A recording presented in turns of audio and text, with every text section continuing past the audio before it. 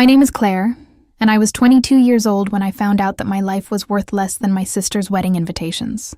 Welcome back, Tomi Channel, where we tell the stories of women who were forgotten first by the very people who should have loved them most. If you've ever felt like your place in your own family had to be earned, this one is for you. Drop a comment and don't forget to subscribe.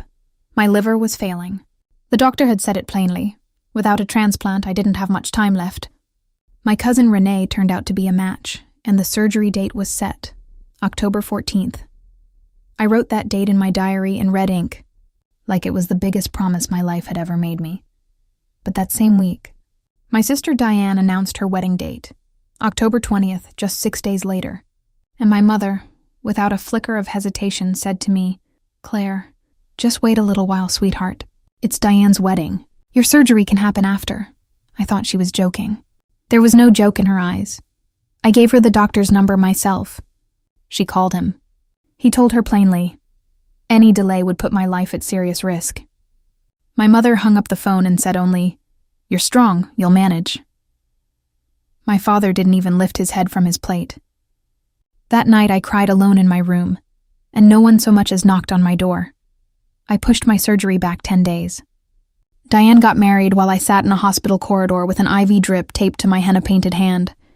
And my family called me exactly once. Not because they were worried, but because they didn't want my absence to look strange in the wedding photos. After the surgery, there were complications, exactly the ones the doctor had warned about. I spent months in the hospital. My father visited once, checked his phone the whole time, and left. Only my grandmother called every single night asking, "Did you take your medicine, sweetheart?" She never once told me to be strong. She just listened. When I was finally well enough to walk, I made my decision. Without telling anyone, I packed my things and moved to another city. I found work at a small library, where no one knew me as the sick girl. Years passed. My grandmother's calls grew less frequent, and then my mother told me she was a little weak and that there was no need to visit. 3 weeks later, she was gone, and I only found out a week after the funeral, from a card forwarded by a distant relative. The service was already over. No one had called me. Now let's fast forward, 8 years later. One day, a lawyer called me. My grandmother had left everything, her house, her savings, all of it, to me, years before she died.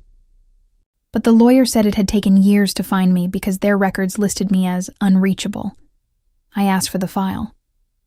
Inside were certified mail receipts. Every letter had been sent to my mother's house, and every single one was signed in my mother's own handwriting. She had received each letter, then told the lawyers I couldn't be found, and told me my grandmother had left nothing behind. This wasn't a mistake. It was 8 years of a lie, signed one signature at a time.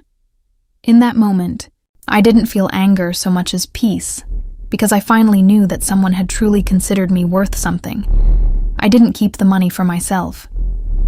I started a foundation for patients who couldn't afford transplants, whose families had told them to wait.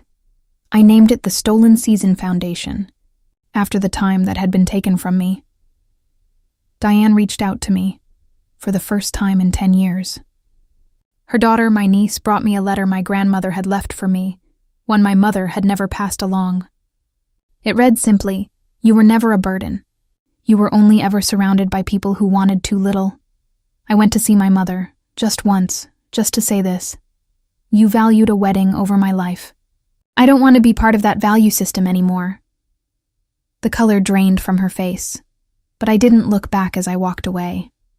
Today, that foundation has helped save more than a dozen lives. And every time someone says thank you, I hear my grandmother's voice. If anyone has ever tried to convince you that your life matters less than someone else's happiness, remember this. The people who make you feel small are usually hiding their own smallness. Subscribe to me channel, and share this with the woman who needs to hear it tonight.